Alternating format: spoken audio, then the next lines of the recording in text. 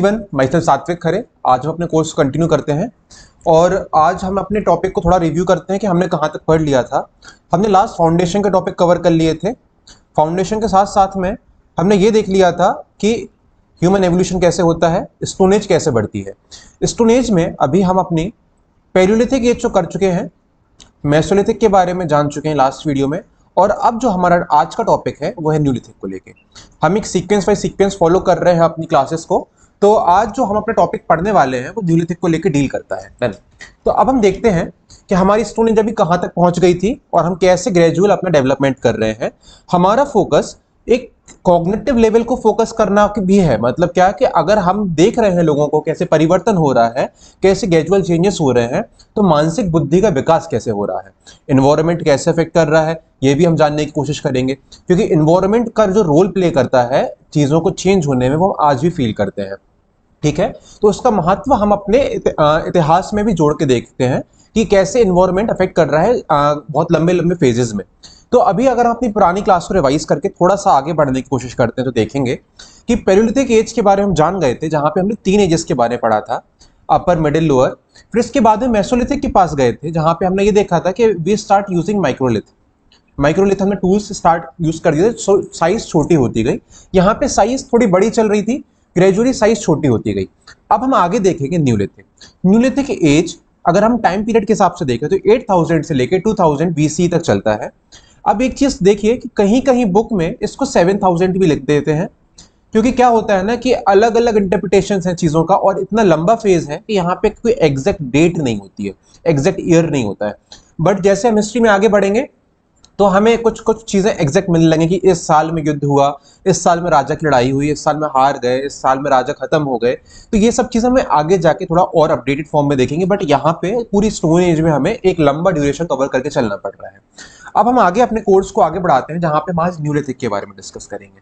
अच्छा, न्यूलिथिक में क्या क्या चेंजेस आए, एक छोटे से दृष्टिकोण से, दृष्टिकोण मतलब विजन, छोटे से विजन से हम आपको ऊपर दिखाने की कोशिश करते हैं। अब पहली बात मैं आपको रिवाइज करा दूं एक पॉइंट, कि जब हम स्टोन एज के बारे में पढ़ रहे थे तो मैंने आपसे एक पॉइंट कहा था कि मैं आपको पढ़ाते टाइम पे जूम इन जूम आउट कराने की टेक्निक बताऊंगा। मतलब क्या कि जैसे हम अपनी गैलरी खोलते हैं तो गैलरी खोलते में हम अपनी कई फोटोज का कलेक्शन देखते हैं। अब उन फोटोज में हम ये देखते हैं कि भाई स्टार्टिंग की 10 फोटो पर्टिकुलर इवेंट की हैं, फिर 11 से लेकर 20 फोटो जो है वो पर्टिकुलर और कोई इवेंट की है जो मैंने लास्ट ईयर लिया था।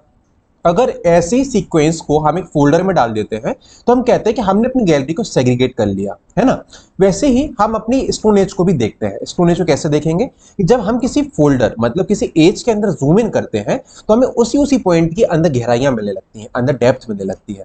तो जैसे एक एग्जांपल लेके चलो कि अभी हमने जब अपना पैलियोलिथिक एज चल रहा था तो हमने एक फोल्डर खोला, उस फोल्डर के अंदर देखा अरे फर्स्ट स्टेप ये, फर्स्ट फोटो ये, सेकंड फोटो ये, थर्ड फोटो ये, ऐसे कर करके हमने पूरी पैलियोलिथिक को एनालाइज किया। फिर हमने नेक्स्ट फोल्डर खोला अपनी गैलरी में जो था मेसोलिथिक को लेके, हमने मेसोलिथिक के बारे में पूरा कॉम्प्रिहेंसिव कवरेज किया। अब जो हमारा नेक्स्ट फोल्डर आ रहा है कंटिन्यूअस फेज में टाइमलाइन के हिसाब से, अगला फोल्डर है वो न्यूलिथिक का फोल्डर है, जहां पे हम ये देखेंगे कि न्यूलिथिक एज में क्या क्या चेंजेस आए, क्या क्या फैक्टर अफेक्ट करते थे इन्वायरमेंट के, क्या क्या एग्रीकल्चर के कारण चीजें चेंज हुई और क्या क्या नया नया डेवलपमेंट हुआ। ठीक है, अब देखिए ये जो पूरा फेज है यहां से लेके यहां तक का, ये वाला फेज जो हमारा है पैलियोलिथिक फेज है। न्यूलिथिक मेसोलिथिक फेज आता है और फिर न्यूलिथिक फेज आता है। न्यूलिथिक में इन्वायरमेंट क्या चल रहा है, होलोसीन चल रहा है। होलोसीन इन्वायरमेंट को हमने सबसे पहले एवोल्यूशन के पॉइंट पे पढ़ा था, जहां पे जोरासिक टाइमलाइन के बारे में बताया था, जोरासिक एज के बारे में अगर आपको याद है तो मूवी का एग्जांपल दिया था। अब यहाँ पे होलोसीन में एक पॉइंट में आपको बता दूं, अर्थ वार्म हो रही है। अर्थ कैसी हो रही है, वार्म हो रही है, टेम्परेचर इंक्रीज हो रहा है। मतलब क्या, अब गर्माहट आ रही है, गर्मी आ रही है पूरे एरिया में, तो धीरे धीरे करके वार्मिंग शुरू हो रही है। अब वार्मिंग के कारण क्या क्या चेंजेस आते हैं, वो सब एक बाइक लिंक चीज है। तो जब हम एक चीज को पढ़ेंगे तो हम उसको इन्वायरमेंट से लिंक करके देखेंगे, इन्वायरमेंट के कारण क्या अफेक्ट आता है और उस अफेक्ट को हमने कैसे यूज किया। ठीक है, ये मल्टीपल डायमेंशन के हिसाब से अपन एक पॉइंट को 360 व्यू के हिसाब से घुमा के देखेंगे। डन। देखिए टूल्स के हिसाब से देखें तो मेसोलिथिक और न्यूलिथिक में क्या क्या चेंजेस आते हैं। यहाँ पे हम माइक्रोलिथिक टूल यूज कर रहे थे। माइक्रोलिथिक टूल मतलब क्या कि यहाँ पे टूल्स की साइज छोटी हो रही थी, रिड्यूस हो रही थी साइज, और यहाँ तक टूल्स की साइज बड़ी चल रही थी, याद होगा अगर आपको तो। फिर ग्रेजुअली धीरे धीरे करके अब इसमें भी हम एडवांसमेंट करेंगे। एडवांसमेंट कैसे करेंगे, साइज तो चल रही है छोटी, बट यहाँ पे अब अपन पॉलिश भी करने लगेंगे टूल्स को। पॉलिश कैसे करेंगे? अगर अपन उस चीज को ध्यान से देखेंगे तो पत्थर की क्वालिटी और अच्छी हो रही है, एडवांसमेंट हो रहा है टूल्स में। हाँ, एक चीज याद रखिए, आप ये मत सोचिए कि हम एक एज के बाद नई एज में आते हैं तो हम पुरानी चीजों को भूल जाते हैं, ऐसा नहीं होता है। हम अभी भी कई ऐसे टूल्स यूज कर रहे होंगे जो पैलियोलिथिक के होंगे, माइक्रोलिथ के होंगे और जो पॉलिश्ड होंगे। ये चीजें लगातार उपयोग हो रही हैं, एक दूसरे के ऊपर उपयोग हो रही हैं। कोई भी चीज फिक्स नहीं है कि आज अपन ने इसको बंद कर दिया कल से ये चीज शुरू कर दी, ऐसा नहीं है। उपयोग के हिसाब से चीजें देख रहे हैं। जहां पे मान लो उनको बड़ी चीज का उपयोग चाहिए पड़ रहा होगा, बहुत लार्ज स्टोन चाहिए पड़ रहा होगा, तो वहां पे हो सकता है वो पैलियोलिथिक टूल का यूज कर रहे होंगे। जहां पे उनको बहुत माइनर चीज के लिए कर रहे हो तो माइक्रोलिथ का भी टूल यूज कर रहे होंगे। और जब उन्हें लग रहा हो कि यार इसको पॉलिश कर सकते हैं, वहां पर उन्होंने पॉलिश टूल भी यूज करना शुरू कर दिया है ना। बट अपन के को एक चीज नोटिस पता चलती है नोटिस करते हुए कि जो पॉलिश होने लगा है, पॉलिश मतलब हमारे टेक्नोलॉजिकल एडवांसमेंट हो रहा है। अब ये चीज कैसे आई, हम इस चीज के बारे में ग्रेजुअली धीरे धीरे पढ़ेंगे और आगे बढ़ते बढ़ते हम पूरी चीजों को एक अंडरस्टैंडिंग और एक स्टोरी फॉर्मेट में लेके चलेंगे। देखिए, पूरी स्टोन एज में हमारे पास में केवल एक सोर्स मिलता है, वो है आर्कियोलॉजी। हमारे पास मिलिट्री तो है नहीं कि हम उसको स्टोरी के हिसाब से एग्जैक्ट फ्रेम कर लें, तो यहाँ पे हम इंटरप्रिटेशंस पढ़ेंगे ऑथर्स की, और उन इंटरप्रिटेशंस को as a theory, as a story के हिसाब से आपको समझाने की कोशिश करता हूँ। कोशिश करूंगा ये क्लास आपको इंटरेस्टिंग लगे, क्योंकि स्टोन एज थोड़े से बोरिंग टॉपिक्स में आता है, बट ये हमारे लिए बहुत इंपॉर्टेंट है, क्योंकि इससे सबसे पहली चीज हमें जान पाते हैं कि इंसान का विकास कैसे हुआ, और विकास के साथ साथ में हम प्रकृति का कैसे यूज करना सीखे। सबसे बड़ी बात क्या होती है ना, हमें क्या चीज मिली और उसका सदुपयोग कैसे कर रहे हैं, यहां से पॉइंट समझ में आता है। डन। देखिए, हमारे पास में कई चेंजेस आते हैं इन्वायरमेंट के, एग्रीकल्चर के, डोमेस्टिकेशन के, एनिमल्स के। उन चेंजेस को हमने अपनी लाइवलीहुड में, अपने सस्टेनेबल मतलब कैसे अपने डेली लाइफ में कैसे यूज किया, उसके बारे में हम जानेंगे। तो इस चीज के बारे में हम पढ़ना शुरू करते हैं कि कैसे from hunting gathering to food production की तरफ हम आगे बढ़ते हैं। अभी तक आप अपने आप को एक पल को रख के देखिए, मैं भी आपको वहीं पे रख के देखता हूं कि अभी तक मुझे केवल हंटिंग गैदरिंग आती है, मैं इसके अलावा कुछ नहीं जानता हूं। हंटिंग गैदरिंग मतलब क्या, कि मैं केवल एनिमल्स पे डिपेंड हूं। आज फॉरेस्ट जाऊंगा, ढूंढूंगा भैया कोई मिल पा रहा है तो जानवर को खचा खचा करके लेके आएंगे, खा के देखेंगे यार ठीक है, आज का दिन चल गया। अभी तक मेरी गाड़ी हंटिंग गैदरिंग पे चल रही है। ग्रेजुअली धीरे धीरे मुझे ये पता चलता है कि प्रकृति से, नेचर से कुछ ना कुछ चेंज करके, एडवांसमेंट करके, कुछ ना कुछ इनोवेशन करके मुझे एक दूसरा सोर्स भी मिल रहा है खाने का। दूसरा सोर्स क्या, कुछ आपको फ्रूट्स हो सकते हैं, एग्रीकल्चर के हो सकते हैं, वीट है, बार्ली है। धीरे धीरे करके हम इसका इनोवेशन करने की कोशिश करेंगे। हमें ये पता चल जाएगा कि यार अगर मैं आज हंटिंग करने नहीं जाता हूं और मैं अगर एनिमल या फिर एनिमल डोमेस्टिकेशन या फिर प्लांट डोमेस्टिकेशन बेस्ड कोई चीज पे डिपेंड हो सकता हूं, तो ये भी मेरे पास अच्छा ऑप्शन है। तो हम अपने फूड की डिपेंडेंसी को भी चेंज कर रहे हैं from hunting gathering to food production. अब पॉइंट समझ में आ रहा है ना कि कैसे चीजें चेंज हो रही है। अब आपके मन में एक सबसे पहले क्वेश्चन उठ रहा होगा कि भाई ये एग्रीकल्चर अचानक से कैसे आ गया। अभी तक तो अपन हंटिंग गैदरिंग के बारे में तो समझ रहे थे कि चलो हंटिंग गैदरिंग चलती है क्योंकि जानवर भी मिल रहे थे अपन को, जंगलों में लोग रह रहे थे, बट फिर एग्रीकल्चर कैसे आया? किसी ने क्या इनको पढ़ाया था जाके, किसी ने एकदम से इनको मन में क्या विचार डाला कि वो एग्रीकल्चर करने लगे? ये सब क्वेश्चन हम इस पॉइंट में समझेंगे। तो कल के दिन अगर आपसे कोई पूछता है कि भैया आपको पता है कि एग्रीकल्चर की सबसे पहले शुरुआत कैसे हुई, तो आप उसका आंसर दे पाओगे इस चैप्टर के बाद में। या फिर कोई आपसे पूछता है कि एग्रीकल्चर हमारे लिए इंपॉर्टेंट क्यों है, तो वो भी आप आंसर दे पाओगे। और क्या क्या कारण है या फिर क्या क्या चीजें हैं जो एग्रीकल्चर से डिपेंड होती हैं, वो भी आप इस पॉइंट पे समझ पाओगे। तो मतलब इस चैप्टर से आप ये जानने की कोशिश कर रहे हो कि कैसे हमारा एक बैकबोन मतलब क्या, अगर आज आपके टाइम आज अगर अपन देखते हैं तो अपन कहते हैं कि agriculture is the primary source. तो वो प्राइमरी सोर्स कैसे आता है, कैसे उसका डेवलपमेंट होता है, कैसे इनोवेशन होता है, इसकी स्टोरी आज हम हिस्ट्री में पढ़ेंगे। ठीक है, तो मैं आपको हर चीज स्टोरी के फॉर्मेट में लेके चलने की कोशिश करूंगा और एक इमेजिनेशन के थ्रू आपके जो बेसिक डाउट्स हैं उनको डील करने की कोशिश करूंगा। बेसिक डाउट्स मतलब कि जो क्यूरियोसिटी से आते हैं। हम आगे बढ़ते हैं, इस टॉपिक को आगे बढ़ाते हैं। देखिए, न्यूलिथिक एज। न्यूलिथिक एज की क्लास में आज हम अपने थोड़ा फ्लो को इंट्रोड्यूस कर दूं। देखिए क्या है, हो सकता है क्लास लंबी जाए क्योंकि अब आप ऑप्शनल की अप्रोच पढ़ रहे हैं और अब टॉपिक से क्वेश्चन आते हैं। मैं आपको आखिरी में क्वेश्चंस भी दिखाऊंगा। जहां पे कंटेंट ज्यादा होता है वहां पे टाइम कंजप्शन बढ़ता है। आप एक पल को अपने आप में सोच के देखिए कि आप अब बड़े लेवल से पढ़ाई करने की कोशिश कर रहे हैं। तो अब अगर आपको 30 मिनट 40 मिनट की मैं वीडियो डालता हूं, उसमें सब चीज कंपाइल करके देता हूं, तो आप ये समझिए कि मैं कंटेंट नहीं दे रहा हूं। इसलिए मैं आपको पार्ट्स में डिवाइड कर दूंगा कि आपको बड़ी वीडियो छोटी लगे, और जब मुझे लगेगा कि यहाँ से अपन ब्रेक कर सकते हैं पॉइंट को, मैं ब्रेक करूंगा, बट कंटेंट पूरे देने की कोशिश करूंगा। ये वीडियो आपको कॉम्प्रिहेंसिव कवरेज दे देगा, आपके ऑप्शनल के लिए मोर देन सफिशिएंट है। इसके अलावा आप कहीं और मत भटकिए, कंटेंट भी सफिशिएंट है। एक कोई बुक का फैक्चुअल कंटेंट जो एक्स्ट्रा आपको फील होता है वहां से आप रेफर कर सकते हो, ठीक है।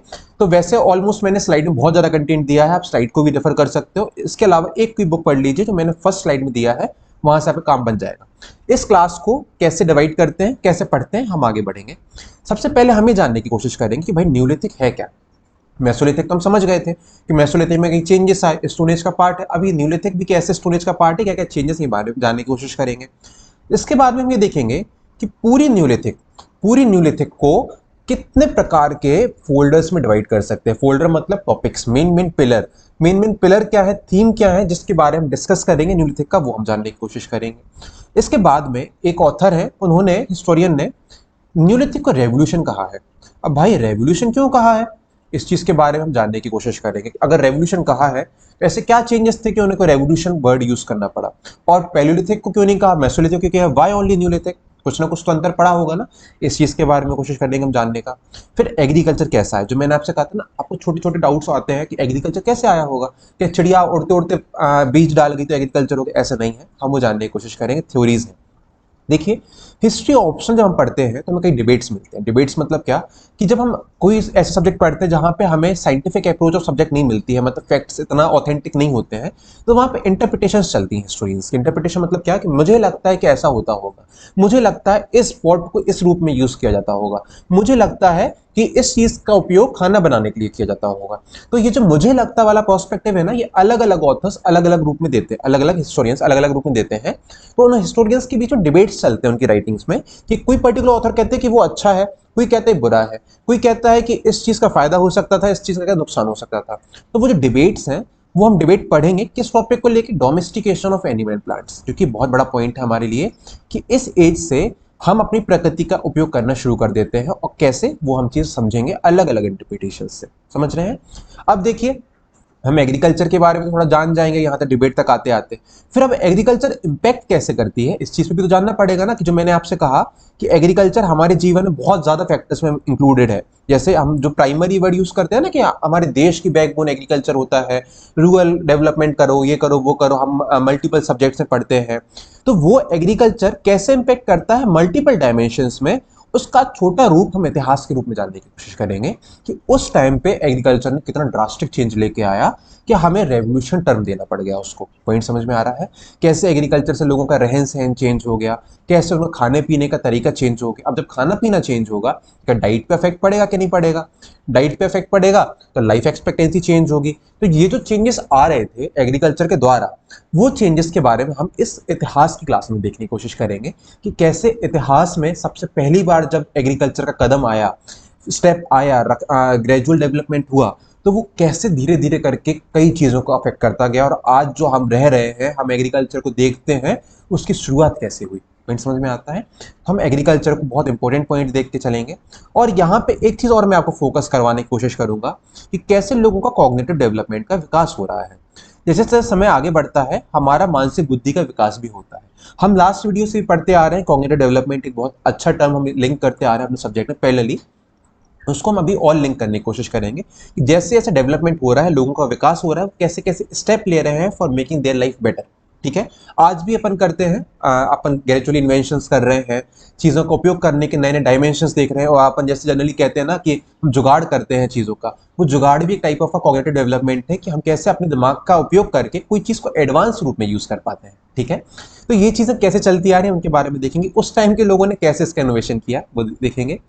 फिर इसके बाद में फीचर्स पढ़ेंगे न्यूलिथिक पीरियड के बारे में, जो हमारे एग्जाम पॉइंट ऑफ व्यू से ही चलेगा कंटेंट, और न्यूलिथिक साइट्स देखेंगे। अब देखिए, यहाँ पे न्यूलिथिक साइट्स, अभी तक अपन मेसोलिथिक के टाइम पे जब मैं आपको पढ़ा रहा था मेसोलिथिक और पैलियोलिथिक में, तो मैंने आपको लास्ट में फोटो दे दी थी बुक की क्लिक करके, कि भाई ये साइट्स हैं, आप इनको इंपॉर्टेंट साइट समझ के पढ़ लीजिए, इनके फीचर्स पढ़ लीजिए। बट यहाँ दिक्कत क्या है, यहाँ पे वेरिएशन है साइट्स में। वेरिएशन मतलब क्या, जैसे अगर अपन पूरे इंडिया को कंपेयर करेंगे, तो कहीं पे न्यूलिथिक साइट है, कहीं पे नहीं है। कहीं पे जैसे केरला में न्यूलिथिक साइट्स नहीं मिलेंगी। ठीक है, अब यहाँ पे अलग प्रकार की एक्स मिलेगी आपको, वो वाली एक्स नहीं है, ये हैंड एक्स वाली है, आप गलत एंगल पे मत जाइए, हैंड एक्स की बात हो रही है। यहाँ पे हमें दूसरे टाइप की एक्स मिलेगी। कहीं पे हमें कुछ चीज़ अलग मिलती है, कहीं पे वीट का प्रोडक्शन दिखता है, कहीं पे राइस का प्रोडक्शन दिखता है, ठीक है। कहीं पे हमें नए नए कल्टीवेशन ऑफ थिंग्स दिखती हैं, कहीं पे घर गड्ढे में बने हैं, कहीं पे घर बाहर फ्लोर पे बने हैं। तो जब इतना वेरिएशन रहा है चीज़ों में, तो हमें पूरी साइट्स को अलग अलग जोन के हिसाब से डिवाइड करना पड़ा। तो ऑथर्स ने पूरे भारत में जितनी साइट्स हैं उनको जोन में डिवाइड कर दिया, भाई this is northern zone, this is north western zone, जहाँ पे हम पाकिस्तान और ये बलूचिस्तान वाला रीजन वाली बात करेंगे, जहाँ पे हम बुर्जगांव वाली बात करेंगे। हम यहाँ पे देखेंगे कि प्रयागराज वाले एरिया को जानने की कोशिश करेंगे, यहाँ पे कैसे अलग डिफरेंशिएशन रहा चीज़ों का, न्यूलिथिक फेज रहा बट डिफरेंस कैसे था। साउथ में हम देखेंगे कैसे एश माउंट्स मिलते हैं, मतलब क्या जो राख मिलते हैं, कैसे काउडंग का उपयोग करते हैं, वो हमें पॉइंट पता चलता है। हमें हाउसिंग सेटलमेंट्स भी दिखते हैं। तो ये सब चीज़ें हम धीरे धीरे ग्रेजुअली पढ़ेंगे। तो ये टॉपिक थोड़ा लेंदी है बट इंटरेस्टिंग बनाने की कोशिश करता हूँ कि जितना आपको अच्छे से इस चीज़ के बारे में बता पाऊँ उतना ईजी लेके चले। चलिए आगे बढ़ते हैं। सबसे पहला पॉइंट इंट्रोडक्शन। भाई थोड़ा सा लिंक करें पुराना पॉइंट। मेसोलिथिक में हमने जब ये देखा था कि देखिए पहली पॉइंट ये न्यूलिथिक न्यू स्टोन एज होती है और ये लास्ट स्टेज है स्टोन एज की। लास्ट स्टेज मतलब क्या, इसके बाद में हम मेटल का उपयोग करना शुरू कर देंगे। मेटल मतलब क्या, कॉपर। और ग्रेजुअली धीरे धीरे करके हम इंडस वैली सिविलाइजेशन की तरफ भी जा रहे हैं।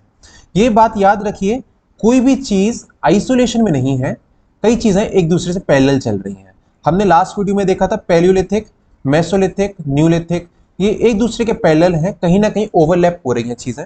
और वैसे ग्रेजुअली धीरे धीरे करके हम इंडस वैली को भी यहां से टच करने वाले हैं, ठीक है। तो अब हम आगे देखते हैं क्या है। आपको याद होगा कि जब अपन ने स्टोन एज स्टार्ट करी थी तो हमने एक पॉइंट पढ़ा था कि पूरी स्टोन एज को ऑथर्स ने या हिस्टोरियंस ने दो दो पार्ट में डिवाइड किया था स्टोन एज को। एक उन्होंने कहा था कि भाई पैलियोलिथिक है और दूसरा कहा था न्यूलिथिक। बट हमें टूल्स में चेंजेस समझ में आए, ग्रेजुअली कुछ ना कुछ अंतर समझ में आया इन्वायरमेंट के कारण। तो हमने कहा कि हमें एक और एज देनी चाहिए थी जो है बीच की, मेसोलिथिक एज। तो हमने मेसोलिथिक एज दी। इन दोनों एज के बारे में तो पढ़ लिया, बट अब अपन पढ़ेंगे न्यूलिथिक एज के बारे में। क्या न्यूलिथिक में चेंजेस हैं, इन चीज के बारे में आगे जानने की कोशिश करेंगे। देखिए न्यूलिथिक एज के बारे में 1857 में बता दिया गया था कि ये वाला पीरियड जो है न्यूलिथिक एज में डालेंगे अपन लोग, ठीक है। अब पहली बात आपको याद होगी, इतिहास लेखन 19वीं सेंचुरी की बात है। तो हमें अब अपने आप की पूरी चीजें 18-19 सेंचुरी के आसपास ही लेके चलेंगे जब इतिहास लेखन की दृष्टिकोण से बात करेंगे, ठीक है।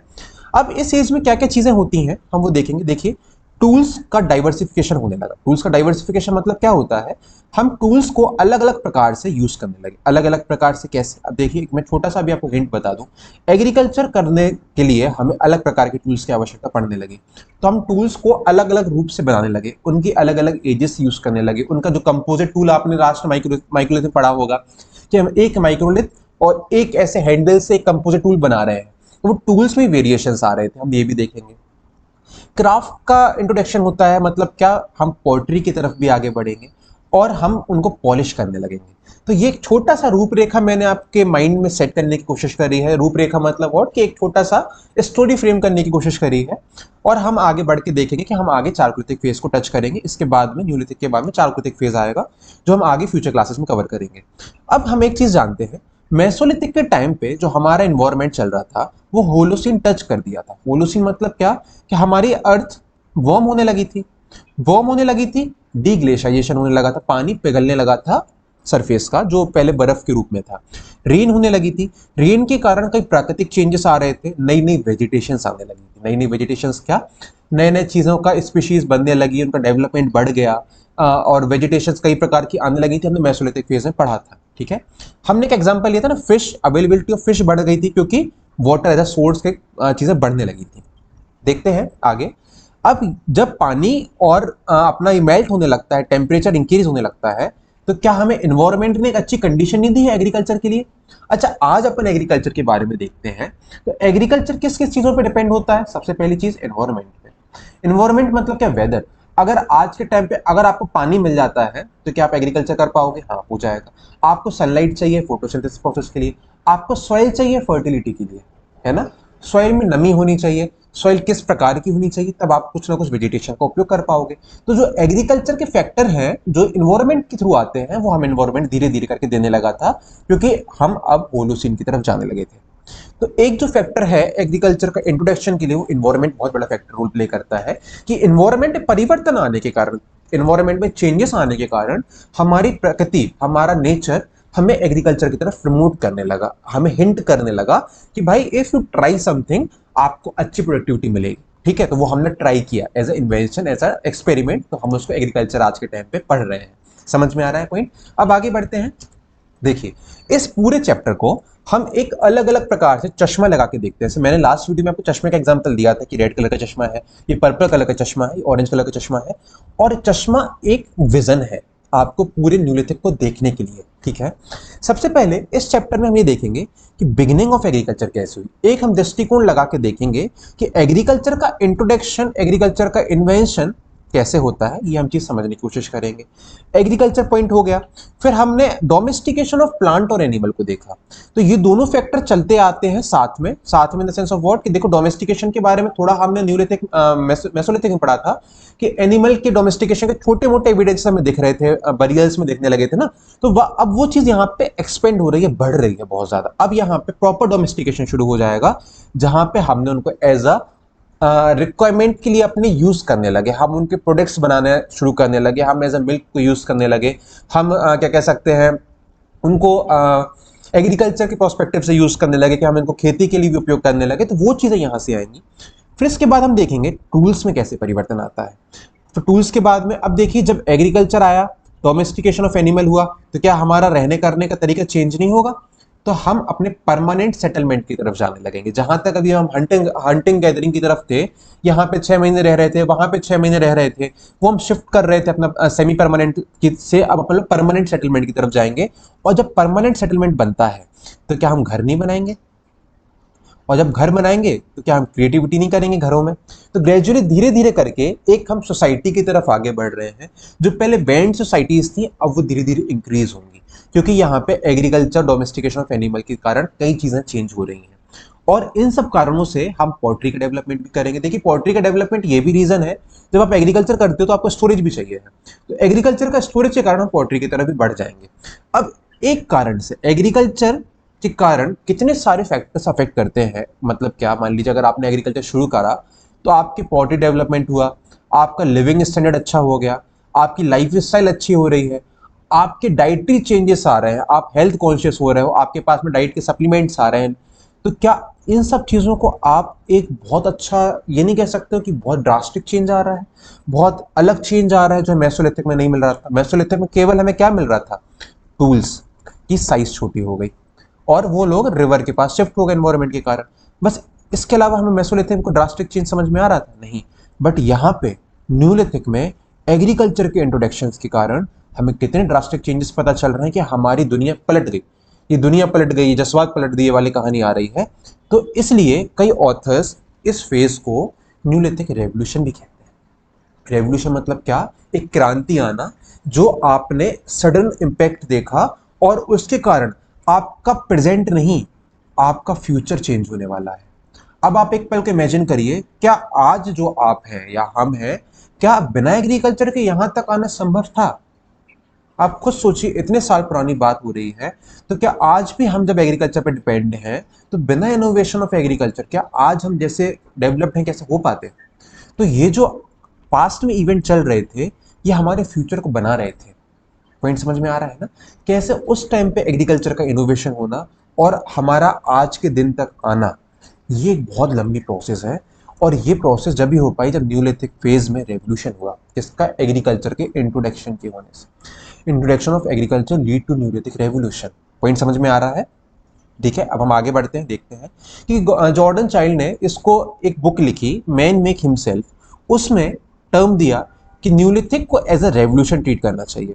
बट ग्रेजुअली क्या होता है ना, आप जब इग्नू के कंटेंट देखेंगे तो वहां से पॉइंट समझ में आता है ये वाला, कि इस चीज को कई लोगों ने कटाक्ष किया है। कटाक्ष मतलब क्या? इसका अलग इंटरप्रिटेशन दिया है। कहते हैं कि भाई देखिए, रेवोल्यूशन का अर्थ होता है कोई चीज सडन होती हो। सडन मतलब क्या? कि एक शॉर्ट ड्यूरेशन ऑफ टाइम में हुआ हो। बट जब हम न्यूलिथिक फेज के बारे में जानने की कोशिश करते हैं, तो यहाँ पे चीजें ग्रेजुअल हुई है। ग्रेजुअल मतलब क्या? कि हमने पैलियोलिथिक से मेसोलिथिक आए, सेम प्रोसेस कंटिन्यू करते गए, इनोवेशंस बढ़ते गए। मेसोलिथिक से जब न्यूलिथिक आए, तो हमने अपने इनोवेशंस को बढ़ाया। बट हम ये नहीं कह सकते हैं कि पहली चीज कि यहां से ही शुरुआत हुई होगी। धीरे धीरे लंबे फेज में ग्रेजुअल डेवलपमेंट हो रहा है चीज़ों का, इसलिए कई लोग इसको न्यूलिथिक एवोल्यूशन वर्ड भी यूज़ करते हैं। मतलब क्या कि हम कोई भी चीज़ कर रहे हैं, जैसे कल्टीवेशन कर रहे हैं, परमानेंट सेटलमेंट की तरफ आ रहे हैं। परमानेंट सेटलमेंट में आज आए हैं, बट इसके पहले हम सेमी परमानेंट में रहते थे, और उसके पहले हम केव्स में रहते थे। अलग अलग चीज़ें चल रही हैं। तो ये एक ग्रेजुअल शिफ्ट है, ना कि सडन सडन चेंज है। तो ये आज के टाइम पे कई लोग इसको एवोल्यूशन वर्ड भी यूज करते हैं, बट हम इसको रेवोल्यूशन के रूप में अभी बुक के कॉन्टेक्स्ट में लेके चलते हैं कि ये रेवोल्यूशन टर्म कैसे आता है। अब देखिए, एग्जाम पॉइंट ऑफ व्यू से हमें जॉर्डन चाइल्ड का नाम याद रखना पड़ेगा, और इन्होंने ये टर्म दिया न्यूलिथिक रेवोल्यूशन। डन। अब आगे बढ़ते हैं। देखिए, अब सबसे पहला पॉइंट आता है कि एग्रीकल्चर का इंट्रोडक्शन कैसे हुआ, कैसे एग्रीकल्चर आई। इस पे कई थ्योरीज हैं, उन थ्योरीज को धीरे धीरे पढ़ेंगे, हम डिबेट्स पे भी जाएंगे। उसके पहले मैं आपको एक बात बताऊं कि ये वाला जो फेज है न्यूलिथिक का, ये हंटिंग गैदरिंग से फूड प्रोडक्शन की तरफ जाता है। फूड प्रोडक्शन मतलब क्या, कि कैसे फूड को प्रोड्यूस करने लगे और कैसे एग्रीकल्चर की तरफ टिल्ट हो गए। अब देखिए, इस फेज में आते आते लोगों की बुद्धि, मतलब क्या, कॉग्निटिव लेवल बढ़ने लगा, लोगों के अंदर समझदारी आने लगी, वो प्रकृति को देखने लगे, एक्सपेरिमेंट्स करने लगे कि यार अगर इस चीज़ को खा के देखेंगे तो क्या फायदेमंद है, क्या ये जहर है, क्या ये पॉइजन है। तो वो धीरे धीरे करके एक्सपेरिमेंट करने लगे। अब देखते हैं, एक चीज़ आगे बढ़ते हैं। इस टाइम पर ग्लेशियर पीरियड जो था हमारा, पोस्ट आइस एज थी, वहां पे वो चीज़ खत्म हो रही है। मतलब क्या, हम जब होलोसीन की बात कर रहे हैं, होलोसीन पीरियड की बात है, post ice age. Holocene period में जो पहले बर्फ थी वो धीरे धीरे करके मेल्ट होने लगी, सी लेवल बढ़ने लगा। सी लेवल बढ़ने के कारण हमारे एयर में मॉइस्चर आने लगा, और जब मॉइस्चर होता है तो जो हमारी पहले सॉइल फ्रोजन थी वो ग्रेजुअली धीरे धीरे करके बेटर होने लगी।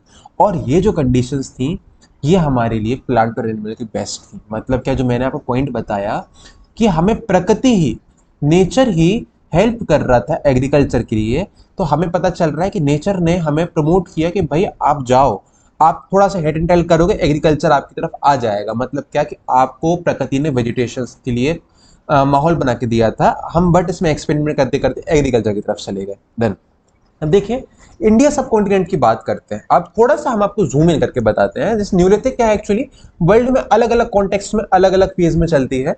जब हम इंडिया सब कॉन्टिनेंट की बात करते हैं तो हम न्यूलिथिक के बारे में जानेंगे कि इंडिया में न्यूलिथिक के कई थ्योरीज हैं। जैसे मान लीजिए, अब चलिए एक कहानी मैं आपको बताता हूँ।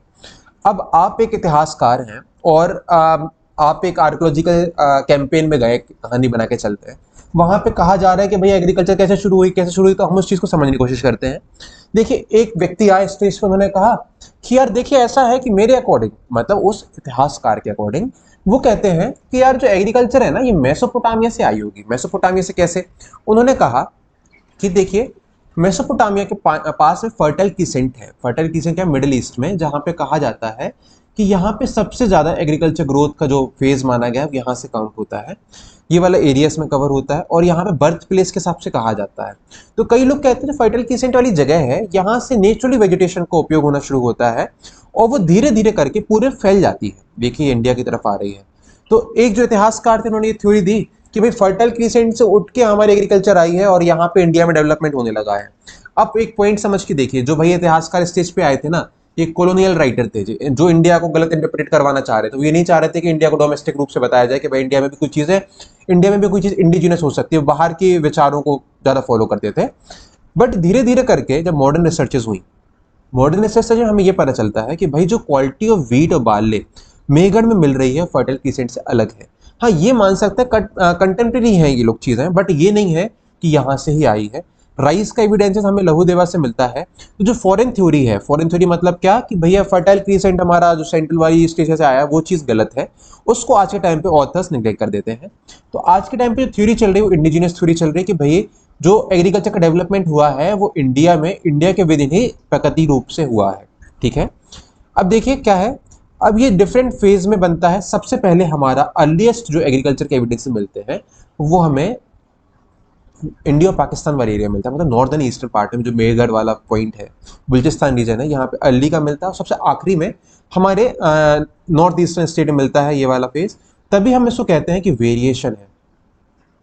क्या है? वेरिएशन है विद इन इंडियन सब कॉन्टिनेंट्स की। कहीं पे पहले आता है न्यूलिथिक का फेज, कहीं बाद में आता है। कहीं कहीं क्या होता है भाई कि न्यूलिथिक आती नहीं है डायरेक्ट, हम अपने कॉपर एज में चले जाते हैं, हम आयरन एज में चले जाते हैं। जैसे केरल साइड देखेंगे तो न्यूलिथिक फेज को स्किप कर दिया गया, हम आगे बढ़ गए। तो अलग अलग वेरिएशन से हम आगे साइड्स को जब पढ़ेंगे तो देखेंगे। अब देखिए, अब आपके दिमाग में पॉइंट आ रहा होगा कि भाई एग्रीकल्चर कैसे शुरू हुआ और कैसे इसका डोमेस्टिकेशन ऑफ एनिमल प्लांट होता है, ये चीज़ हम आगे बढ़ेंगे। डोमेस्टिकेशन वर्ड आपको थोड़ा सा हिंट कर दूं, जब हम किसी को अपने यूज़ के लिए उपयोग करने लगते हैं तो हम उसको डोमेस्टिकेशन कहते हैं। मतलब हम उसको एनिमल कीपिंग और डोमेस्टिकेशन डिफरेंस है। एनिमल कीपिंग मतलब जब आप किसी को कलेक्ट करके रखने लगते हो, और जब आप उसको अपने उपयोग के लिए यूज़ करते हो अनटिल अनलेस जब तक उसकी डेथ नहीं हो जाती है, तो हम उसको डोमेस्टिकेशन के लिए कहने लगते हैं। अब देखिए डोमेस्टिकेशन कैसा होता है।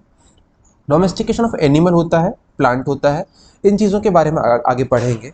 अब यहाँ पे दो थ्योरीज हमें मिलती हैं। एक थ्योरी मिलती है जो कहती है कि भाई जो डोमेस्टिकेशन ऑफ एनिमल या प्लांट होता है उसके पीछे इन्वायरमेंट फैक्टर प्ले करता है। अब यहाँ पे इतिहासकारों की बात होगी और इतिहासकारों के डिबेट्स हम पढ़ेंगे। डन।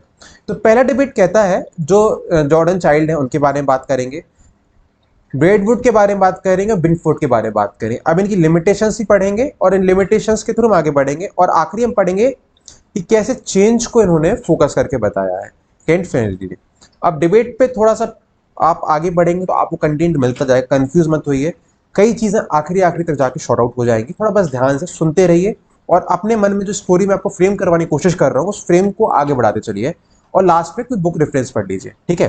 डन। आगे करते हैं। सबसे पहला, अब देखिए डिबेट। अब हम जो पहला पॉइंट पढ़ेंगे वो पढ़ेंगे कि भाई जो ऑथर्स कहते हैं ना, इन्वायरमेंट फैक्टर रोल प्ले किया है हमारे एग्रीकल्चर और डोमेस्टिकेशन ऑफ प्लांट्स या एंड एनिमल्स के लिए। तो उनके बारे में, एनिमल के डोमेस्टिकेशन के बारे में पहले डिबेट पढ़ेंगे, कैसे इन्वायरमेंट के लोगों ने हेल्प की है। चलिए, पहली थ्योरी, एक व्यक्ति आए जिनका नाम था गॉर्डन चाइल्ड, 1950 में आए। उन्होंने कहा कि भाई देखो, आप अगर मुझसे पूछ रहे हो ना, चलो मैं आपसे एक एग्जाम्पल लेके चलता हूँ, मैं आपको अलग अलग ऑथर्स के पास भेजूंगा, उन ऑथर्स से आप अलग अलग बार सेम क्वेश्चन पूछना कि भाई कैसे हुआ डोमेस्टिकेशन, कैसे हुआ डोमेस्टिकेशन, और उनके अलग अलग आंसर्स को अपन एक पेज पे लिखते चलेंगे, ठीक है। और उनके आंसर्स को एज अ डिबेट हम एक पेज पे कंपाइल करेंगे, ठीक है। तो पहले ऑथर के पास में हम गए गॉर्डन चाइल्ड। गॉर्डन चाइल्ड के पास अब गए कि अरे भाई हम चलो मिलके आते हैं गॉर्डन चाइल्ड से, देखते हैं कि भाई इनके क्या विचार है डोमेस्टिकेशन ऑफ प्लांट और एनिमल को लेके। तो अब देखिए ये क्या कहते हैं, गॉर्डन चाइल्ड कहते हैं कि भाई देखो, मेरे अकॉर्डिंग तो जो इन्वायरमेंटल चेंजेस हो रहे थे ना उस टाइम पे, वही रिस्पॉन्सिबल है डोमेस्टिकेशन के लिए। तो आपने पूछा अरे सर, इन्वायरमेंट कैसे रोल प्ले कर रहा है डोमेस्टिकेशन ऑफ एनिमल के लिए, प्लांट के लिए? मतलब आपके अकॉर्डिंग अगर एग्रीकल्चर आ रहा है तो पर्यावरण या प्रकृति या कैसे इसमें रोल प्ले कर रही है, थोड़ा सा हमें एलिब्रेट करके बताओगे? उन्होंने कहा चलो मैं बताता हूँ, आपको समझाता हूँ। आप उनके पास बड़ी आराम से बैठे। उन्होंने कहा कि देखो, जब हम प्लेइस्टोसिन पीरियड में थे, ठीक है, जो हमने अपर पैलियोलिथिक की पहले वाला फेज जो चल रहा है, ग्रेजुअल, जब हमारी अर्थ कोल्ड थी, तो हम एक चीज़ देखेंगे कि लगभग 10,000 साल पहले, 10,000 साल पहले वेस्ट एशिया में, जो वेस्ट एशिया वाला पार्ट है, वहाँ पे क्लाइमेट ड्राई हो रहा था, जिसको अपन कहते हैं एटलांटिक डिप्रेशन आया, ठीक है। एटलांटिक डिप्रेशन के कारण जो हमारी रेन थी, समर रेन, नॉर्दर्न की तरफ शिफ्ट होने लगी। प्रकृति चेंज कर रही है अपने आप को, ठीक है, मतलब इन्वायरमेंट चेंज कर रहा है, इस कारण से कई चीज़ें हो रही हैं। जिस कारण से क्या हुआ, जो लोगों का कंसंट्रेशन था, जब ड्राइनेस आने लगी, पानी की कमी पड़ने लगी, तो लोगों का कंसंट्रेशन चेंज होने लगा। वो कहाँ जाने लगे? जहाँ पे पानी के रिसोर्सेज मिल रहे हैं, जहाँ पे वाटर रिसोर्सेज मिलने लगे, तो वहां पे लोग जाने लगे। अब जब लोग पानी के पास में जाने लगते हैं और एक जब कहीं ना कहीं रिवर के आसपास बैठने लगते हैं, तो वहां से उनके बीच में एक रिलेशनशिप डेवलप होने लगी एनिमल एंड प्लांट्स की। पॉइंट समझ में आ रहा है ना? तो जब प्लांट और एनिमल की रिलेशनशिप डेवलप होने लगती है, तो ये कारण क्यों होता है? जब क्योंकि एनवायरमेंट चेंज हुआ। तो एनवायरमेंट चेंज हुआ, आदमी पानी के पास गया, पानी के रिसोर्सेज के पास गया अपने कारण से, और जब वहां रिसोर्सेज के बाद में जब प्लांट और एनिमल का इंटरेक्शन होता है, तो इस कारण से लोगों के बीच में डोमेस्टिकेशन ऑफ एनिमल और प्लांट होने लगता है। तो ये किसने कहा भाई? गॉर्डन चाइल्ड ने कहा, ठीक है। अब इसके बाद में आप जाते हो इन्हीं की थ्योरी का पेपर लेके दूसरे ऑथर के पास में। उन्होंने गए, भाई भाई भाई मैं चलो, अरे यहाँ पे एक और सर बैठे हैं, एक और आर्कोलॉजिस्ट बैठे हैं जिनका नाम ब्रेडवुड है, मैं उनके पास जाता हूँ, मैं उनके पास जाता हूँ। आप अपनी डायरी लेके, जहाँ पे आपने गॉर्डन चाइल्ड का इंटरप्रिटेशन लिखा था, वो लेके आप जाते हो ब्रेडवुड के पास में। अब देखो, ब्रेडवुड पढ़ते हैं आपकी डायरी, अरे ये गॉर्डन चाइल्ड सर ये कहते हैं, पर मुझे ये चीज़ सही नहीं लगती है। तो आप पूछोगे सर आपको ये पॉइंट सही क्यों नहीं लग रहा है? चलो ठीक है, एनवायरमेंट का पॉइंट बोला है उन्होंने, अब आप क्यों उसके अगेंस्ट हो? तो वो आपको एक इंटरप्रिटेशन देते हैं, व्यू देते हैं, पॉइंट देते हैं। अब देखिए वो क्या कहेंगे आपसे, वो कहेंगे देखो भाई, एक चीज सोचो कि अगर आप इन्वायरमेंट पॉइंट की बात कर रहे हो कि इन्वायरमेंटल चेंज आ रहा है, जैसे गॉर्डन चाइल्ड सर ने कहा है कि इन्वायरमेंटल चेंज आ रहा है, उसके कारण एग्रीकल्चर हुआ, ठीक है, बट इन्वायरमेंटल चेंज तो हमें मेसोलिथिक में मिलता है, तब क्यों नहीं हुआ? इन्वायरमेंटल चेंज तो पैलियोलिथिक के जो आखिरी फेज था अपर पैलियोलिथिक के बाद मिलने लगता है, तो क्यों नहीं हुई चीज़ है? ठीक है, इन्होंने पॉइंट क्या किया, environmental change had occurred within the Palestine as well, but यहाँ पे तो एग्रीकल्चर आए नहीं ना, तो आपको भी लगाया हाँ यार ये भी बात सही कह रहे हैं। गॉर्डन चाइल्ड सर कह रहे हैं इन्वायरमेंट कि जो आइस एज चेंज हो रही है, पैलेस्टीन से होलोसीन की तरफ आ रहे हैं, इन्वायरमेंट फैक्टर है।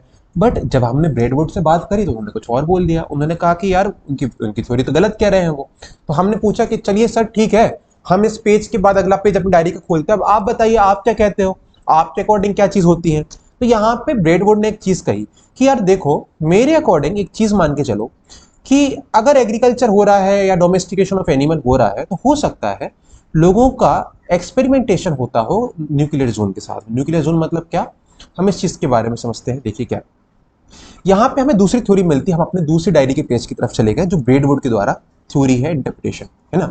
ये कहते हैं डोमेस्टिकेशन न्यूक्लियर जोन में होता है। न्यूक्लियर जोन मतलब क्या, अब इस चीज के बारे में पढ़ेंगे।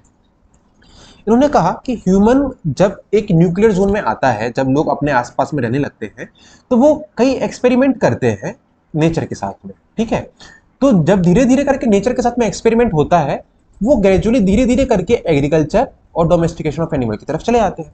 मतलब ये जो पूरा डिबेट है ये केवल एक डिबेट के ऊपर आता है कि एग्रीकल्चर क्यों, डोमेस्टिकेशन क्यों, ठीक है। तो हम इनके आंसर्स देखते हैं। ब्रेडवुड के अकॉर्डिंग कहते हैं कि जब इंसान न्यूक्लियर जोन मतलब क्या, जब लोग साथ में रह रहे हैं वो इंटरेक्ट करते हैं, चीज़ों का एक्सपेरिमेंट करते हैं, ऐसे धीरे धीरे करके कल्टीवेशन ऑफ प्लांट भी शुरू होता है।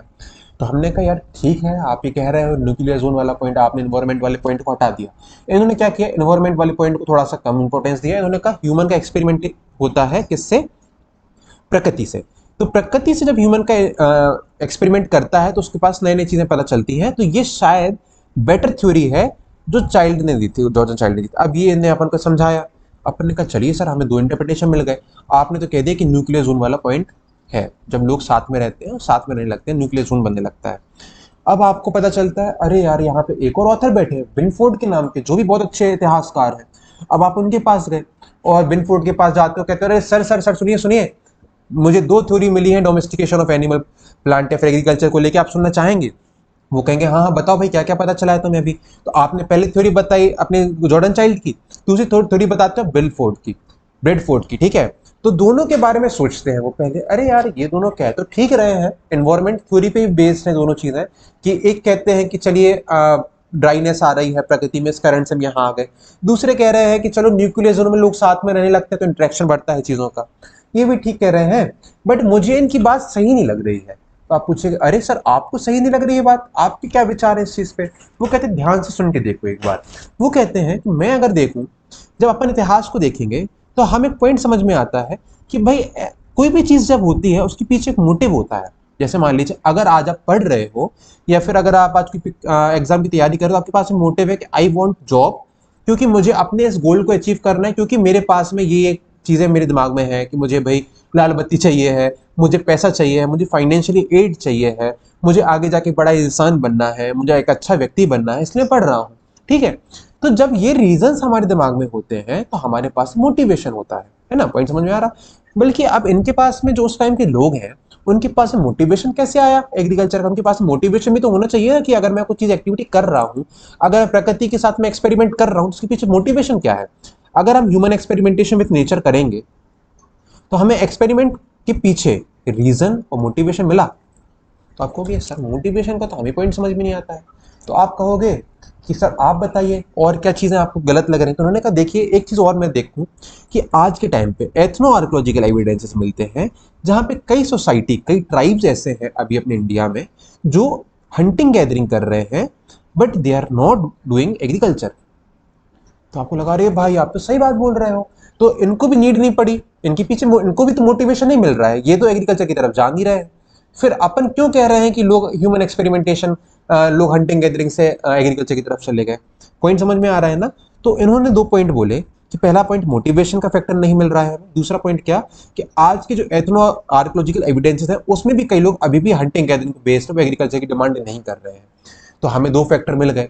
तो आपने कहा कि अरे सर आप भी पॉइंट तो सही बोल रहे हो यार, अब हम क्या कहें, आप थोड़ा और बताइए कुछ आपके अनुसार विचार। तो वो भी मैं अपनी डायरी पे लिखूं। आपने एक डायरी का नया पेज खोला जिसमें आपने विनफोर्ड के बारे में बताया और एक चीज़ और थी कि बिनफोर्ड के बारे में हम आगे देखेंगे कि कैसी चीज़ें आगे बढ़ती हैं। तो आपने एक नई डायरी का पेज खोला जिसमें आपने कहा कि डेमोग्राफिक स्ट्रेस। अब भाई बिनफोर्ड एक नई थ्योरी लेके आए। उन्होंने कहा यार देखिए, आपने 2-3 थ्योरी तो पढ़ ली, जहाँ पे आपने कह दिया कि न्यूक्लियर जोन वाला पॉइंट डाल दिया, लोग साथ में रहते थे, ठीक है। दूसरा आपने कह दिया कि ह्यूमन का वो एक्सपेरिमेंट हो रहे थे चीज़ों का, तो आपने कहा एनवायरमेंट फैक्टर अपने आप रोल प्ले कर रहा था। बट मेरे अकॉर्डिंग चीज़ें अलग हैं। तो आप कहेंगे सर चलिए आप बोलिए, मैं लिखता हूँ। आप डायरी पे उनकी थ्योरी को लिखना शुरू कर दिया। उन्होंने बोला कि देखिए डेमोग्राफिक स्ट्रेस मतलब क्या, पॉपुलेशन स्ट्रेस के कारण चीज़ें चेंज हो रही थी।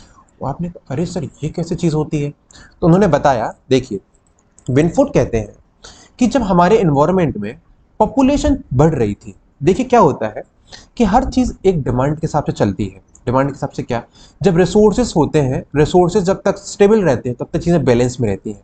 जैसे क्या, अगर पॉपुलेशन स्टेबल है, कांस्टेंट है, तो रिसोर्सेज भी कांस्टेंट वो चलेंगे, हमारे कांस्टेंट चलेंगे, ठीक है। पर जैसी पॉपुलेशन की ग्रोथ होने लगती है तो हमारे रिसोर्सेज की डिमांड बढ़ेगी, और उन चीज़ों को पूरा करने के लिए हम कोई ना कोई चीज़ों का उपयोग करना शुरू करेंगे, ठीक है।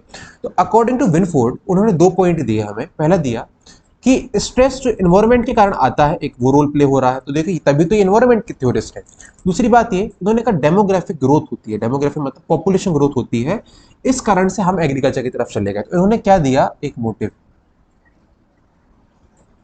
इन्होंने कहा कि देखिए एक रीजन समझ में आ रहा था कि उनके पास में हंटिंग गैदरिंग नहीं थी, उन्हें एक मोटिव मिल रहा था, इसलिए वो ग्रेजुअली एग्रीकल्चर की तरफ पहुंच गए। अब भाई वो मोटिव क्या था, वो मोटिव हम जानने की कोशिश करेंगे। तो उन्होंने कहा कि देखो भाई मेरे अकॉर्डिंग 2 प्रकार के मोटिव हैं, और मोटिव जो है वो पॉपुलेशन ग्रोथ है, और पॉपुलेशन ग्रोथ 2 कारणों से हो सकती है। एक होती है इंटरनली, मतलब जैसे कोई सोसाइटी रह रही है, इनके आपस में ही पॉपुलेशन ग्रोथ होने लगे, पहला पॉइंट तो ये। अब पॉपुलेशन ग्रोथ क्यों हो रही थी, हम आगे धीरे धीरे समझेंगे कि एनवायरनमेंट बहुत अच्छा हो रहा था, पॉपुलेशन ग्रोथ हो रही थी।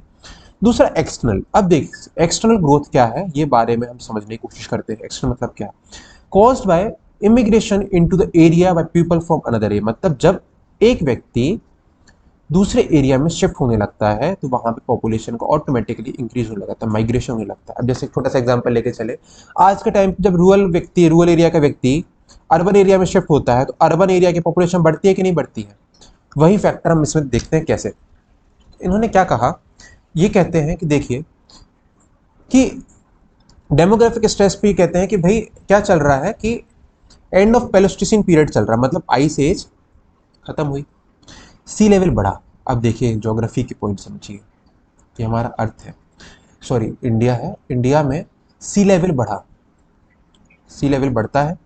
अब जब सी लेवल बढ़ता है तो जो कोस्टल रीजन है ये धीरे धीरे करके डूबने लगे। इंडिया या फिर हर कॉन्टेक्स्ट में लेके देख के चलते हैं, कोस्टल एरिया में लोग जो रह रहे थे वो कहाँ शिफ्ट होने लगे, इनलैंड एरिया में। अब जो पहले किनारे लोग रह रहे थे वो सेंटर में जाने लगे, और जब लोग सेंटर में जाने लगे तो यहाँ पे जो पहले के लोग रह रहे थे वो तो रह ही रहे थे, साथ साथ में और लोग आने लगे, तो पॉपुलेशन ग्रोथ क्या होने लगी, बढ़ने लगी। अब पॉपुलेशन तो बढ़ रही है बट रिसोर्सेज अभी भी हंटिंग गैदरिंग मान के चल रहे हैं अपन। तो हंटिंग गैदरिंग आपको क्या फुलफिलमेंट दे रहा है रिसोर्सेज वाइज, नहीं, लोगों को कमी लग रही है खाने की, इसलिए वो धीरे धीरे करके प्रकृति की तरफ बढ़ने लगे और प्रकृति के साथ में एक्सपेरिमेंट करने लगते हैं, और उन एक्सपेरिमेंट में हम एग्रीकल्चर की तरफ चले जाएंगे, ठीक है। People living to coast migrate to less populated inland areas, ठीक है। अब यहाँ पे जो एक फूड और पीपल का इक्विलियम है, फूड और पीपल का इक्विलियम मतलब क्या, एक जो बैलेंस था, जितना डिमांड है उस हिसाब से सप्लाई मिल रही थी चीजों की। अब पर पॉपुलेशन के कारण हमारी डिमांड बढ़ गई है, सप्लाई कम होने लगी है। तो ये जो मोटिवेशन मिला, डिमांड सप्लाई वाला मोटिवेशन मिला, इस कारण से लोगों का एग्रीकल्चर की तरफ डिमांड बढ़ गई या फिर दिमाग जाने लगा। तो उन्होंने कहा कि भाई हम कुछ नया सर्च करके देखते हैं ना, नई स्ट्रेटजीज देखते हैं, कुछ नया काम करके देखते हैं। अब क्या सर्च करेंगे, तो उन्होंने कहाँ से स्ट्रेटजी बनाई, प्रकृति से। तो उन्होंने एनवायरनमेंट का यूज किया, एनवायरनमेंट को एक्सप्लोर किया, और वो उस एक्सप्लोरेशन के साथ में धीरे धीरे करके एक नया सस्टेनेबिलिटी लेके आया जिसको कहा एग्रीकल्चर। अब ये पॉइंट तो मिल गया। अब इनकी थ्योरी की भी कई लिमिटेशंस हमें समझ में आते हैं। अब भैया आपने विनफोर्ड से बात तो कर ली, अब आप घर पे गए, आपके दिमाग में बहुत ज़्यादा बात चल रही थी कि मैंने 3 ऑथर से बात कर ली, 3 ऑथर से बात कर ली है, बट पॉइंट समझ में आ रहा है, थोड़ा ये हो सकता है, वो हो सकता है। अब धीरे धीरे जाके जब आप घर पे अपनी डायरी पलट रहे हो तो आपने एक चीज़ नोटिस करी कि यार इनकी थ्योरी, जो बिनफोर्ड की थ्योरी, इसके पीछे भी लिमिटेशंस हो सकते हैं। तो आपने सोचा क्या भाई, क्या लिमिटेशंस हैं? उन्होंने आपने सोचा कि भाई यहाँ पे माइग्रेशन के एविडेंसेस तो मिले नहीं है पूरे इतिहास में हमें। ये जो बिनफोर्ड कह रहे हैं माइग्रेशन हुआ होगा, माइग्रेशन के एविडेंसेस हैं, पहला पॉइंट तो कट गया। दूसरा, इन्होंने कहा इंटरनल डेमोग्राफिक स्ट्रेस हुआ होगा, मतलब आपस में लोगों की बढ़ोतरी हुई होगी विद इन एरिया, बट हमें ऐसे कहीं पे ओवर पॉपुलेशन और फूड क्राइसिस के एविडेंसेस नहीं मिलते हैं। तो ये पॉइंट भी कट गया। तो जो हमारे पास में डेमोग्राफिक स्ट्रेस की पॉइंट बोल रहे थे बिनफोर्ड कि भाई पॉपुलेशन और इनलैंड एरिया में माइग्रेशन होना, ये दोनों पॉइंट आज हमें समझ में नहीं आते हैं। तो अब आपके दिमाग में आया कि भाई ये दो पॉइंट तो है ही नहीं, अब क्या थ्योरी हो सकती है? तो कुछ दिनों बाद आपको एक आगे बढ़े, आप घूमते फिरते रहे, इस थ्योरीज को तलाशते रहे, पर आपको समझ में नहीं आया पॉइंट एग्रीकल्चर कैसे आया कैसे आया कैसे आया। आप सोचते रहे, बहुत दिन तक सोचते रहे। फिर एक बार एक आप हिस्टोरियन के पास में गए, ट्रेंट फेनरी। अब भाई इनके पास गए और ये 1968 की बात है। आप इनसे बात कर रहे थे, इनसे आपने कहा कि सर मुझे ये कहानी पता चली है, देखिए मेरी डायरी है, मैं बहुत दिनों से परेशान हूँ, मैं एक चीज़ में उलझा बैठा हूँ कि एग्रीकल्चर कैसे आया कैसे आया कैसे आया, बट मुझे समझा ही नहीं पा रहा है सही से। जो रीजंस दे रहे हैं उसके पीछे लिमिटेशन समझ में आ रहे हैं। तो उन्होंने कहा कि यार देखो, तुम मेरे विचार मानोगे ना तो मैं इन्वायरमेंट को रोल प्ले नहीं करने दूंगा इसमें। अरे आपने, अरे सर, तीनों ऑथर्स जो हिस्टोरियंस अभी तक मैंने देखे वो इन्वायरमेंट की बात को ही घुमा रहे थे, बट आप ऐसे कैसे पॉइंट बोलोगे जो इन्वायरमेंट से हट जाएंगे? आपको क्यूरियोसिटी आई, उन्होंने कहा चलो बैठो बैठो यहाँ बैठो, मैं तुम्हें बताता हूँ। तुम एक नया पेज खोलो अपनी डायरी पे, और अब इस पेज पे हेडिंग डालना कि यहाँ पे हम जो चेंज को प्रोसेस वाइज देखेंगे, यहाँ पे हम इन्वायरमेंट से हट के एक लंबे फेज के बारे में देखेंगे। आपने डाला चेंजेस थ्रू प्रोसेसेस, मतलब क्या, एक लंबे फेज की इवेंट हैपनिंग हम देखेंगे। आपने कहा चलो चलो कुछ नया सीखने मिल रहा है, सुनते हैं। ट्रेंट फेनरी कहते हैं कि भैया अगर डोमेस्टिकेशन ऑफ एनिमल प्लांट होता है तो इसके पीछे, या एग्रीकल्चर होता है, इसके पीछे पॉजिटिव नेगेटिव फीडबैक मैकेनिज्म काम करता है। पॉजिटिव नेगेटिव फीडबैक मैकेनिज्म मतलब क्या? आपने पूछा अरे सर ये तो हमने अपने जीवन में नया टर्म सुना। तो वो कहते हैं कि चलो मैं समझाता हूँ, समझो, आराम से बैठो, कहानी सुनो। तो उन्होंने क्या किया, उन्होंने जो शिफ्ट था एक फूड प्रोडक्शन और प्रोसेस का, उसको प्रोसेस में डाला, जो एक ग्रेजुअल शिफ्ट में डाल दिया उन्होंने। क्या ये चीज़ एक प्रोसेस है, मतलब एक दिन का इवेंट नहीं है कि लोग माइग्रेट हो गए एग्रीकल्चर करने लगे, लोग यहाँ से यहाँ शिफ्ट हो गए एग्रीकल्चर करने लगे, ऐसा नहीं है। उन्होंने कहा ये एक बहुत लंबा प्रोसेस है जहाँ पे लोगों ने एक्सपेरिमेंट किया है कैसे पॉजिटिव और नेगेटिव फीडबैक मैकेनिज्म के साथ। उन्होंने कहा कैसे भाई, देखिए चलिए बताते हैं। उन्होंने कहा दो प्रोक्योरमेंट सिस्टम है, मतलब क्या, चीज़ों को गेन करने की चीज़ है, प्रोक्योरमेंट सिस्टम दिए, एक दिया नेगेटिव एक दिया पॉजिटिव। पॉजिटिव नेगेटिव के बारे में समझने की कोशिश करते हैं। पॉजिटिव फीडबैक मैकेनिज्म का मतलब होता है जब हम कोई चीज़ का बैलेंस एक्सप्लॉइटेशन करते हैं, various food resources with in area, और हम उस चीज़ को हार्म नहीं करते हैं। मतलब कैसे, मान लीजिए, हाँ इसके बाद में एक आपको मक्के के दाना, मेज का एग्जांपल दूंगा, उससे पॉइंट क्लियर होगा। दूसरा पॉजिटिव मैकेनिज्म क्या कहता है कि हम उस चीज़ को थोड़ा बहुत चेंज करके, मतलब जुगाड़ करके उसकी प्रोडक्टिविटी बढ़ाते हैं, तो पॉजिटिव की तरफ चला जाता है। जब हम जुगाड़ नहीं करते, एज इट इज ही ले रहे हैं, तो हम उसको कहेंगे नेगेटिव। नेगेटिव मतलब क्या, यहाँ पे ये मत सोचिए कि आप कोई चीज़ को नेगेटिविटी के रूप में देख रहे हैं। यहाँ पे ये है, आपको प्रकृति ने जो दिया आपने लिया, उसके बाद प्रकृति जब देगी तब आप उसको लोगे, ठीक है, आपको उतना ही रिसोर्स मिल पा रहा है। बट प्रकृति के साथ में थोड़ा सा फेर बदल किया, इनोवेशन लाए, एक्सपेरिमेंट करे, जुगाड़ करी, उन जुगाड़ के बाद में आपको दिखता है प्रोडक्टिविटी बढ़ गई। और जब प्रोडक्टिविटी बढ़ती हुई आपको दिखती है तो आपको दिखता है कि भाई ये तो चीज़ यार बढ़िया है, क्योंकि हमें यहाँ पे रिसोर्सेज का डेवलपमेंट हो रहा है और यहाँ पे हमें रिसोर्सेज की जो कमी हो रही थी वो फुलफिल हो रही। तो यहाँ से हमें पॉइंट समझ में पता चलता है कि पॉजिटिव नेगेटिव, पॉजिटिव मतलब ये कि हमने एनवायरनमेंट को मैनिपुलेट किया, इन्वेंशंस करी, और इन्वेंशंस के साथ में हमने चीज़ों को सीखा, तो ये हो गया पॉजिटिव। और जब हम इन्वायरमेंट को एज इट इज रूप में यूज कर रहे हैं तो वो आएगा नेगेटिव। एक एग्जांपल देके समझ की कोशिश करते हैं। देखिए अब भाई हमें तो समझ में आ नहीं रहा था ऑथर की बात में, ऑथर ने कहा चलो एक एग्जांपल लो, मैं एक आपको लाइव एग्जांपल दे रहा हूँ। एग्जांपल नहीं, ये प्रैक्टिकल है चीज। उन्होंने एक मेज का एग्जांपल दिया। मेज का जब एक प्लांट, मतलब आप मक्के का जब एक प्लांट उगाते हो तो मान लीजिए उसकी इतनी ही साइज होती है नेचुरली। एक एग्जांपल लेके चलते हैं, ये हमारा मेज है, मन की आंखों से देखोगे दिखेगा। उन्होंने कहा कि जब हम इस चीज को कुछ ना कुछ चेंज करते हैं, हम इसके दाने को उगाते हैं या फिर कुछ ना कुछ फेर बदल करते हैं, तो हमें पॉइंट पता चलता है कि इसकी साइज बढ़ गई। प्रकृति के चेंज के कारण। मतलब अब जब हमने उसको उगाया, उसकी केयर करी, उसको पानी दिया, उसको प्रॉपर जो उसके चीज़ें चल रही थी उसको हमने डाला, तो हमें पता चलता है कि यार ये तो साइज़ बढ़ गई। अब साइज़ बढ़ते हुए देखा हमने तो हमें लगा कि यार ये तो हमें फाइनली फायदेमंद है। तो ये जो चीज़ है, एक्सपेरिमेंट किया उन्होंने प्रकृति के साथ में, ये पॉजिटिव प्रोक्योरमेंट सिस्टम है। ठीक है, मतलब क्या, this hypothesis explain why people found agriculture more advantageous than food gathering. अब उनको लगने लगा कि अगर हम इस दाने को उगाते हैं तो हमारे पास में फूड की अवेलेबिलिटी बढ़ती है और हम इस चीज़ को आगे जाके अच्छे से यूज़ कर सकते हैं, हम इसको स्टोर कर सकते हैं और हमारा एक जो हंटिंग गैदरिंग पे डिपेंडेंसी वो घट रही है। और यहाँ पे उसी जो प्रकृति का रूप था उसको हमने और एडवांस कर दिया। जो एडवांसमेंट है इसी को अपन कहते हैं कि जब हमारा कॉग्निटिव लेवल बढ़ने के कारण, मानसिक बुद्धि के कारण हम चीज़ों के साथ एक्सपेरिमेंट किया और एक्सपेरिमेंट करने के कारण हमने उसको एग्रीकल्चर के पर्सपेक्टिव से देखने लगे। पॉइंट समझ में आता है? डन।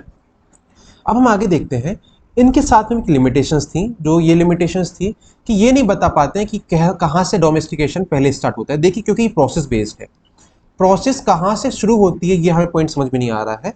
बट अब एक लंबी प्रोसेस को समझ पा रहे हैं कि ग्रेजुअली धीरे धीरे कहीं पॉजिटिव देखा, कहीं पर उन्होंने उस चीज़ को एज इट इज रहने दिया कि चलो भाई खाते रहो, नेचुरल जितना दे रहा उतना खाते रहो। बट किसी चीज़ को उन्होंने खा के देखा, उसको उगा के देखा, उसको बढ़ोतरी दिखी। बढ़ोतरी मतलब क्या? इंक्रीज दिखा उसमें प्रोडक्शन में, तो आप उनको लगा कि यार ये चीज़ अच्छी है, तो यहाँ से हम कल्टीवेशन की तरफ आगे चले जाएंगे।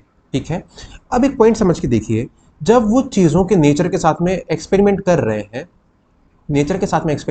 हैं, तो अब उनको ये पता चल रहा है कि भाई जो हंटिंग गैदरिंग में हमें नुकसान थे, हंटिंग गैदरिंग में नुकसान क्या थे भाई? कभी खाना मिल रहा है, कभी खाना नहीं मिल रहा, कभी हमें एनिमल मिल पाता है, कभी नहीं मिल पाता। तो वहां पे जो डिपेंडेंसी थी वो डिपेंडेंसी खत्म हो गई, क्योंकि अब हमें यह पता है कि अब हम इस मक्के के दाने से अपना जीवन चला सकते हैं, हम इस वीट से जीवन चला सकते हैं, हम इस बार्ले से जीवन चला सकते हैं, हम इस फ्रूट से भी जीवन चला सकते हैं।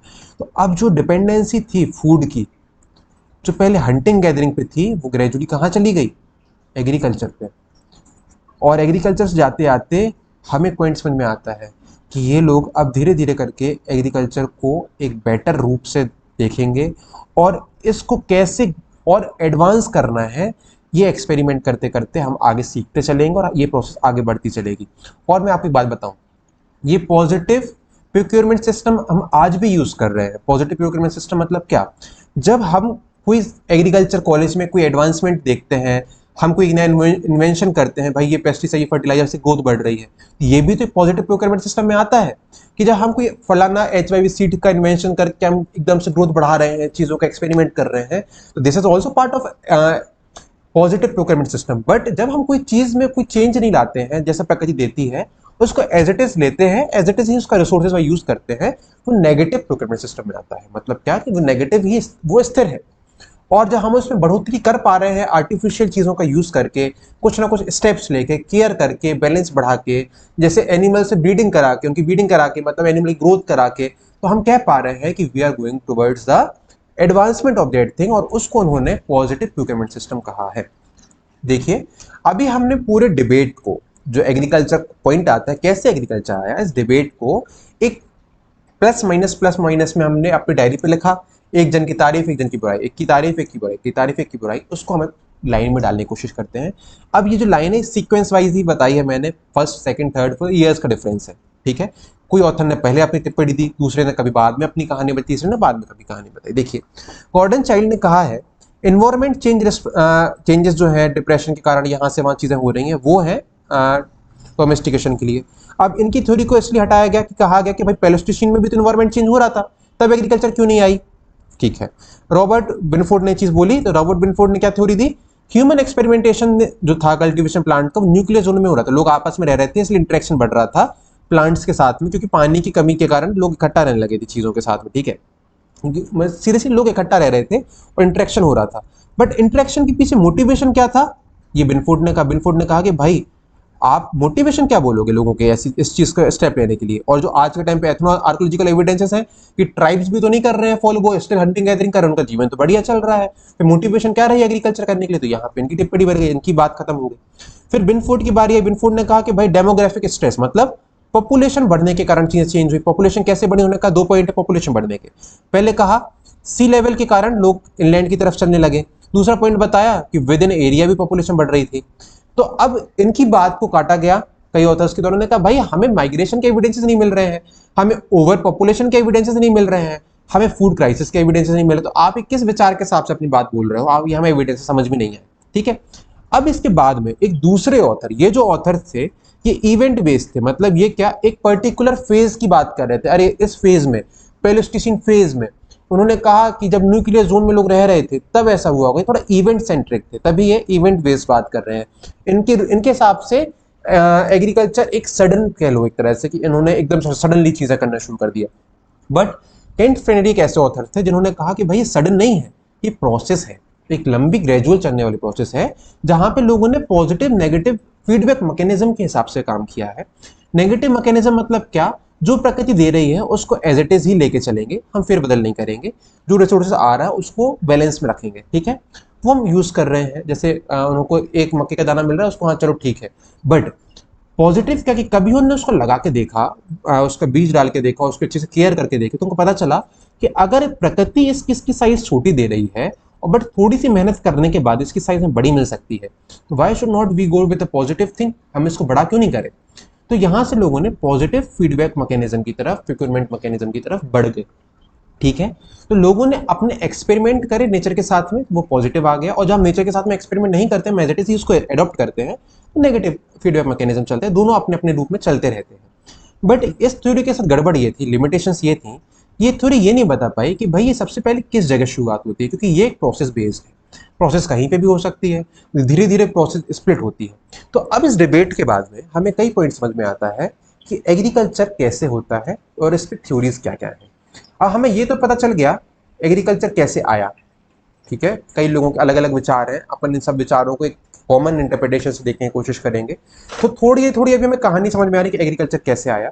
अब इस कहानी को हम आगे बढ़ाएंगे कि कैसे एग्रीकल्चर इम्पैक्ट किया लोगों पे। अभी तक तो हम समझ गए हिस्टोरियंस के हिसाब से, अब हम देखेंगे कैसे एग्रीकल्चर ने इम्पैक्ट किया लोगों को, कि हमने इसे न्यूलिथिक रेवोल्यूशन टर्म दे दिया। डन। तो अब हम आगे पढ़ेंगे कैसे चीजें आगे बढ़ती हैं। इस डिबेट की समरी पढ़ लें। डिबेट की समरी ये कहती है कि भाई देखिए कई फेजेस हैं, चल रहे हैं, आगे आगे बढ़ते जा रहे हैं, गवर्नमेंट कंडीशंस आ रही हैं। तो एक चीज है कि हर चीज अलग अलग जगह भी हो सकती है। मान लीजिए कि अगर हम छोटा सा निष्कर्ष निकालें सब ऑथर्स के इंटरप्रिटेशंस का, तो कहीं हो सकता है एनवायरमेंटल चेंज वर्क कर रहा हो, कहीं हो सकता है कोई और चीज वर्क कर रही हो। ठीक है, जैसे मान लो कहीं पे उनको लग रहा हो कि किसी एक पर्टिकुलर कारण से, मान लीजिए उन्होंने कहा कि कहीं पे positive negative feedback mechanism work कर रहा होगा, कहीं पे न्यूक्लियर जोन ही वर्क कर रहा हो, तो हो सकता है न्यूक्लियर जोन का भी प्रोस्पेक्टिव चल रहा हो। तो हम हर किसी को नेग्लेक्ट नहीं करेंगे, क्योंकि हमारे पास में prospective of things, interpretations and debates की, तो मे बी पॉसिबल कहीं पे कुछ चीज स्पेशल चल रही हो, कहीं पे कुछ चीज नहीं हो। तो इस डिबेट को यहीं क्लोज करते हैं, और हमें इस डिबेट से ये सीखने मिला कि एग्रीकल्चर का कैसे इंट्रोडक्शन हुआ। अब इस इंट्रोडक्शन से हम इम्पैक्ट की तरफ जाने की कोशिश करेंगे, और वो हम नेक्स्ट पार्ट में डिस्कस करेंगे। ठीक है, अब देखिए अभी क्वेश्चंस आते हैं, तो जब हम यूपीएससी के हिसाब से देखेंगे, ऑप्शन के हिसाब से, तो ऑप्शनल में हमें क्वेश्चन आ सकता है कि भाई न्यूलिथिक एज में जो एग्रीकल्चर, डोमेस्टिकेशन ऑफ एनिमल और प्लांट होता है, इसके बीच में डिबेट्स जो चल रही है, इसके बारे में आप लिखो। तो आपको इन हर ऑथर्स के बारे में थोड़ा थोड़ा टिप्पणी लिखनी पड़ेगी, पॉजिटिव नेगेटिव, इनकी लिमिटेशंस लिखनी पड़ेगी, इनके बारे में लिखना पड़ेगा, और आपको समरी लिखनी पड़ेगी। तो मैंने स्लाइड्स में आपके इस आंसर का इस क्वेश्चन का आंसर ऑलरेडी दिया है। तो आप जब इन स्लाइड्स को आराम से बैठ के पढ़ेंगे, थोड़ा बैक करके पॉज करके पढ़ेंगे, तो आपको अपना कंटेंट मिल जाएगा। तो इस पार्ट को हम यहीं कंट्रीब्यूट करते हैं, यहीं थोड़ा सा कंक्लूड करते हैं। तो देखिए हमने यहाँ क्या क्या पढ़ लिया। हमने इंट्रोडक्शन ऑफ न्यूलिथिक पढ़ लिया, थोड़ा थीम्स का चश्मा लगा के देखा, रेवोल्यूशन क्यों होता है वो जानने की कोशिश करी, और सबसे बड़ा क्वेश्चन एग्रीकल्चर कैसे आता है ये जानने की कोशिश करी, और इस पे जो डिबेट्स हैं इनको कवर किया।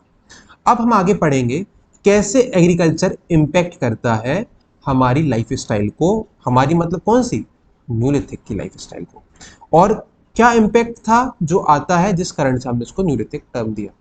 तो हम अपना नेक्स्ट पार्ट शुरू करेंगे जिसमें हम इम्पैक्ट के बारे में जानने की कोशिश करते हैं। तो नेक्स्ट वीडियो हम इसी सीक्वेंस में आगे बढ़ाएंगे, और मैं आज ही इसका अपडेट कर दूंगा। तो थैंक यू फॉर कंटिन्यूइंग, और इस चीज़ का कंटिन्यूशन आपको नेक्स्ट वीडियो में मिलेगा।